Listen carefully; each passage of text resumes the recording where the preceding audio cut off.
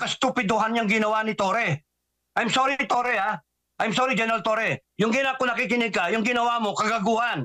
It shows na meron kang ina-aspire na rangko It shows na yung buong organization na dinala mo sa alangan.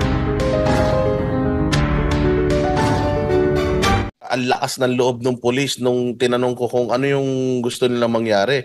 Nagkakandak lang daw sila ng search pero wala naman silang search warrant.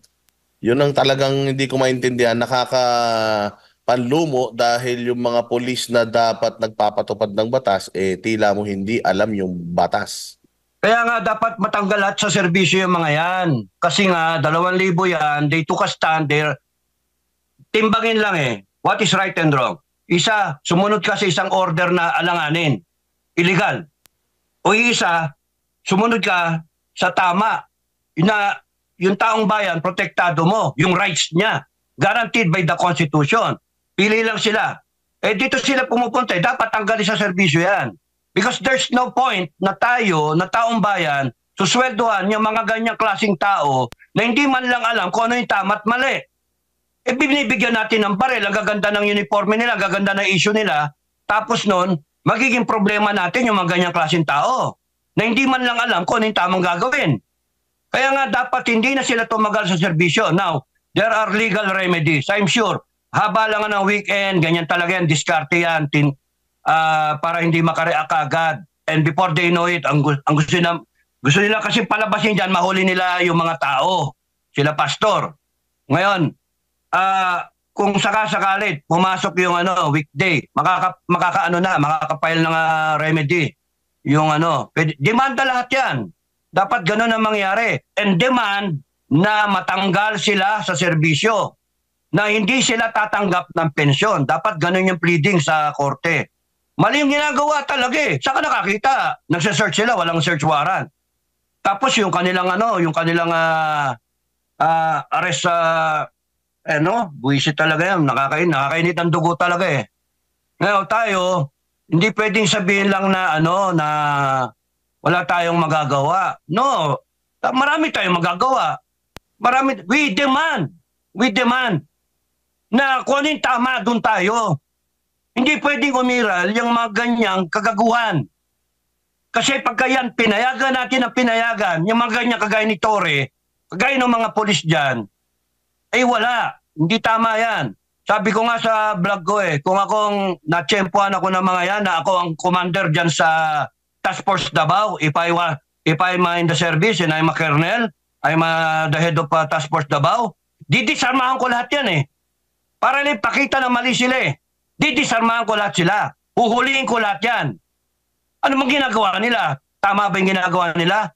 They're supposed to protect the people. They're supposed to uphold the law. And in fact, they're the ones violating the law. And the court later on will prove that, will tell that. Baya ang organization. At pagka kunyari ang korte natin nag-decide na mali ang ginawa nila, the people there in KOJC should demand whatever that can be demanded out of this. Mag-class suit sila. Yung organization na yan, dapat yan, kung isare. Kasi mali yung nagpapagamit na private army. I'm sorry sa mga kabaro, mga ka-PNP, Sorry sa inyo, Pero mali Nag-step over kayo sa mga taong bayan. Yung nag-step over kayo doon sa mali. Sipin nyo, Kingdom of Jesus Christ, yung inatake ninyo. That makes you what? Putya, pinasok ninyo, nakamatay kayo. You trampled on the private property of a religious organization. Nananahimik yung mga tao, tineterrorize ninyo yung mga tao, nakaarmado kayo. Meron pang nakita doon na naka-special forces na Amerikano. Anong klase yun? Maling-mali yung diskarte ninyo, overkill. 2,000 mahigit, 3,000 pa. Ano yun? Masyado kayong sobra sa, wala na kayo sa hulog. Kaya nga, I am hoping that you will all be put into yung trial. Kayo, you will have your day in court ba? At yun, ang problema dyan, di nyo na may babalik yung yung buhay nung namatay Hindi na may babalik yung tao na, kunyari, masurvive niya yung heart attack niya. O paano, kung baldado na yung tao habang buhay. Napakawalang yan ang ginawa ng mga PNP natin. Kaya hindi dapat palakpasin ng taong bayan. Hindi dapat palakpasin yan. Because it's already yung institution na corrupt na ng gusto. Yung institution na baboy ng gusto. At kung sino man ang nasa ibabaw niyan, kung yung Chief PNP o yung DILG o yung mismong presidente ng Pilipinas, you should answer to the Filipino people. Hindi tama yung ginagawa na yan. And the Filipino people, huwag kayong natatakot na babasta-bastahin lang kayo ng pulis. Yang mga pulis tao din yan. Binigyan lang natin ng armas, pinusweldohan lang natin sila. Kaya huwag kayong natatakot sa mga yan. You stand up for your right. It is our right. Yun ang dapat. Hindi kayo natatakot. Back to you. Kap, kung ikukumpara natin ang PNP sa AFP, pag may ganitong mga operasyon, sa training po ninyo sa Philippine Military Academy, anong paninimbang ninyo, sir? Pag nakita ninyo na ang target ay isang mapayapang religious organization, tapos ang hinuhuli, wala pong bahid ng karahasan at isa pong alagad ng Diyos, at ang dala at ang armas ay mga salita ng Ama. Ipilitin kong makuha sa diplomasya. Kakusapin ko mismo, gagamitin ko lahat ng aking kung general ako, gagamitin ko lahat, kahit na colonel lang ako, kahit major lang ako, kahit kapitan lang ako . There's a way of doing it properly. Hindi yung ganyang kastupiduhan yung ginawa ni Torre. I'm sorry, Torre, ha? I'm sorry, General Torre. Yung kung nakikinig ka, yung ginawa mo, kagaguhan. It shows na meron kang ina-aspire, na rangko . It shows na yung buong organization na dinala mo sa alanganin. There's a way of doing it. Kung ako nasa pwesto mo, kakusapin ko lang ng pwedeng kausapin ng malumanay. Para lang, kakusapin ko lang ng politiko na pwedeng pagkatiwalaan ni Pastor Kibuloy para mabigyan siya ng safe conduct. Kung ayaw lumabas, wala kang magawa.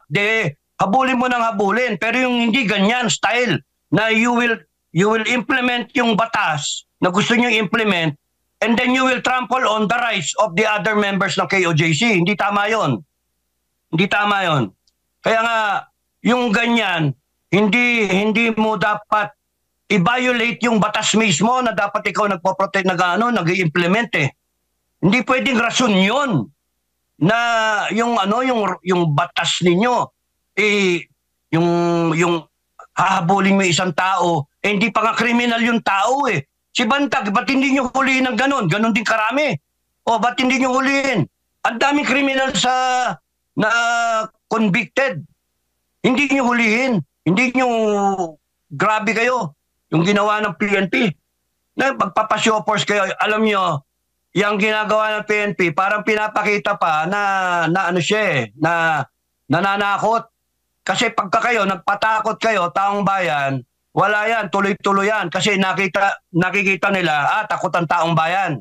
Natatakot sa atin. So, magsigi-sigi yan. We have to draw the line. We have to draw the line na alin ba ang tama dito at hindi. Kasi sigurado ako dyan, kitang-kita naman sa mga video na yung ibang polis dyan, inahihiya yung ginagawa nila. Nakayuko, naka-defensive na gano'n, nakayukong ganyan. Umiiwas sa camera, hiyang-hiya sa sarili nila. Kung pwede nga lang pero hindi dahilan yung inuutusan lang sila. Ano kayo, pera-pera? Dahil lang sa sweldo ninyo, takot kayo mawala sa trabaho, gagawa na kayo ng kalukuhan. Hindi ganon. Sa akin nga yan, pagka nakita kong mali yung order, sasabihin ko, sir, mali yung order mo. Pagka ipipilit pa rin, sorry sir, maghanap kayo ng gagaguhin ninyo. Maghanap kayo ng lulukuhin nyo. I quit my post. Maghanap kayo ng ibang gagaguhin. And kung sakasakali, I'll go out sa media at sinasabi ko na ganito yung order. Hindi, namamayagpag ang mga demonyo Namamayagpag yung mga mali, kamalian. At na-empower sila. Kung ang taong bayan tatahimik lang at palalakpasin yan, ay walang mangyayari sa atin. Kaya tama lang yung kasuhan yung mga yan.